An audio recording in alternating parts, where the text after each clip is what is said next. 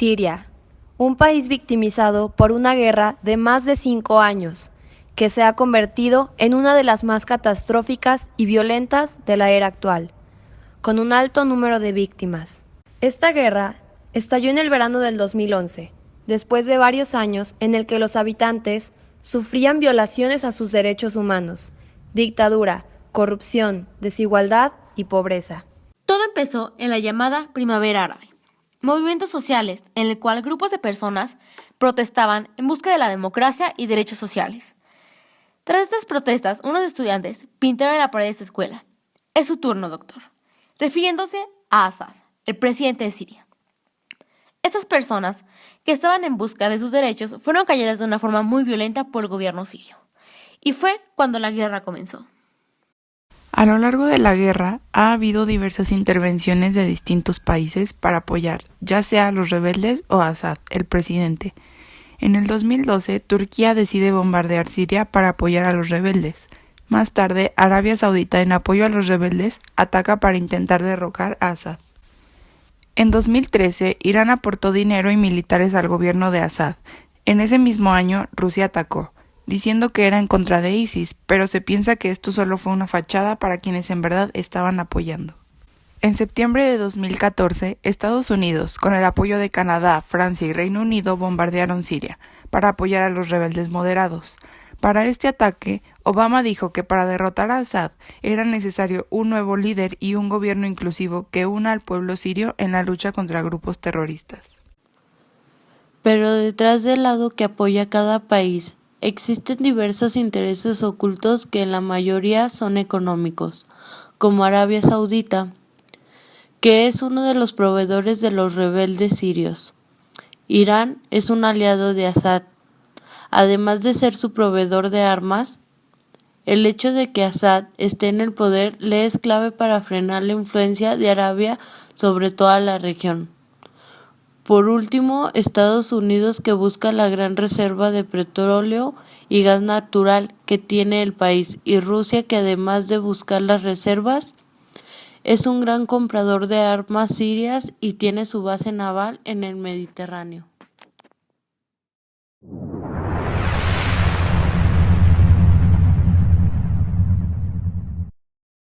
De entrada estás hablando de Medio Oriente, y Medio Oriente por definición ha sido una zona geopolítica convulsionada durante muchos siglos, siempre a propósito de definiciones territoriales o de minorías étnicas que buscan tener acomodo dentro de las mayorías de manera justa, respetuosa a sus derechos fundamentales. Por otro lado, hay un dictador que no permite que las minorías tengan acomodo, y ese es Bashar al-Assad, que no permite que las minorías distintas a lo que él establece desde un punto de vista de fascismo, digamos, de una posición política fascista, como discordante respecto de lo que es la mayoría, y que pretende además uniformarlo respecto de todo el resto de la sociedad en términos étnicos, sociales, culturales e incluso religiosos. Siguiente, el tema es que para fastidiar el escenario o para acabarlo de agravar, las grandes potencias, específicamente los rusos, han metido directamente las manos en el problema sirio, en el conflicto sirio, porque quieren tener enclaves o posicionamientos de influencia en Medio Oriente, y por eso Vladimir Putin ha estado apoyando, aunque él no lo niegue, a Bashar al-Assad para mantener esta situación. Pero la que está sufriendo enormidades es la población civil, sobre todo las mujeres y los niños, que están siendo víctimas de los bombardeos entre las fuerzas que están enfrentadas, los rebeldes de un lado y del otro lado los militares adeptos a Bashar al-Assad. ¿Cuándo se vaya a resolver esto y cómo? No lo sé. Incluso la llegada de Antonio Guterres, el nuevo secretario general de Naciones Unidas, pretende darle un poco de aire fresco a este tema, que junto con el de los refugiados constituyen dos de los temas prioritarios en estos momentos para la Organización de Naciones Unidas, y que ponen en entredicho su solidez como un espacio internacional entre todas las naciones de 193 países para tratar de resolver de manera institucional conflictos como este. Vamos a ver si la llegada del nuevo secretario general da esperanza a la solución de un conflicto que parece agravarse día a día. Bien, como una perspectiva general, yo entiendo o yo percibo de los países que están en conflicto en Siria, que es más allá de una ayuda humanitaria que ellos quieran dar, es un conflicto de intereses, de territorios, los territorios que pudieran ellos estar supuestamente apoyando para en un futuro beneficiarse de estos territorios.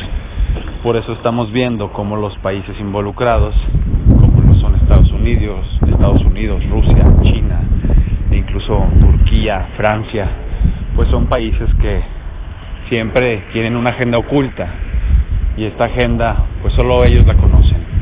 Por tal motivo se han dado diferentes invasiones a estos territorios, incluso cuando hay países que han estado aliados, estos territorios han sido invadidos por los mismos países sin avisar a sus aliados.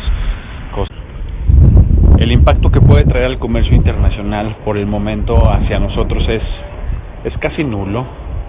Lo hablo sin algún fundamento, lo hablo simplemente con la forma de vivir el comercio en nuestro país. Nuestro país exporta más del 90% de su producción en los Estados Unidos. Realmente es muchísimo y no influye actualmente, pero en un futuro mediano a largo plazo, claro que va a influir.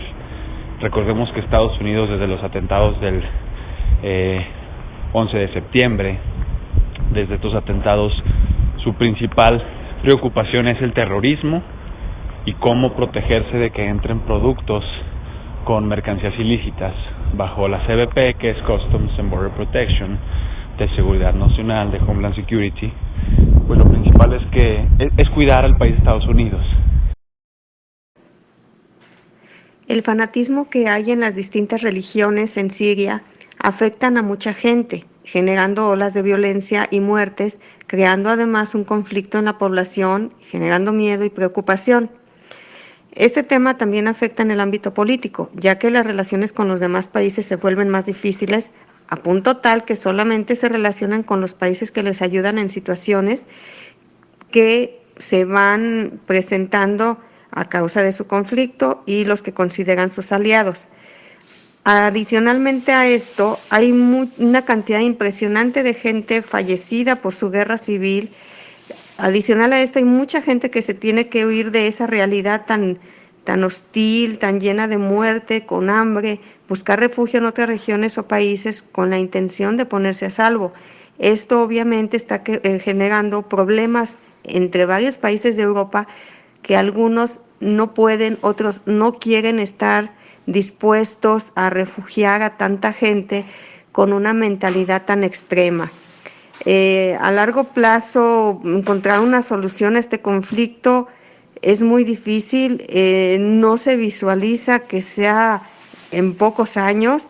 La violencia no va a terminar hasta que desaparezca el fanatismo religioso, y pues esto se visualiza que no va a ser pronto.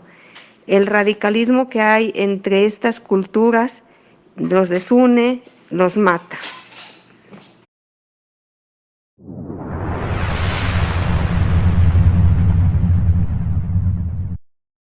Existen varias consecuencias a causa de la guerra de Siria, pero estas son unas de las más relevantes.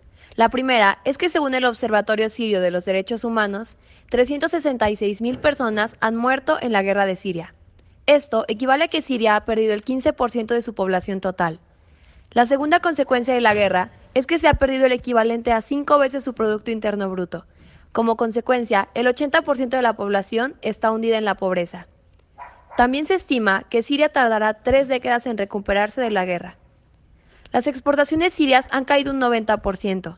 Los sistemas educativos y sanitarios están en ruinas, y el 80% del territorio del país no tiene ni siquiera luz eléctrica.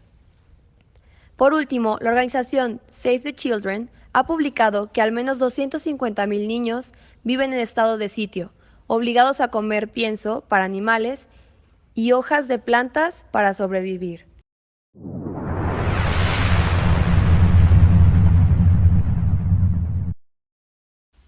El futuro que le vemos a esta problemática es incierto, ya que es un conflicto que seguirá, pues las potencias continuarán mostrando su apoyo a los respectivos participantes, y de esta manera continuarán existiendo enfrentamientos indirectos que lamentablemente afectan a la población con muertes, escasez de recursos, así como personas que deben huir para protegerse y sobrevivir.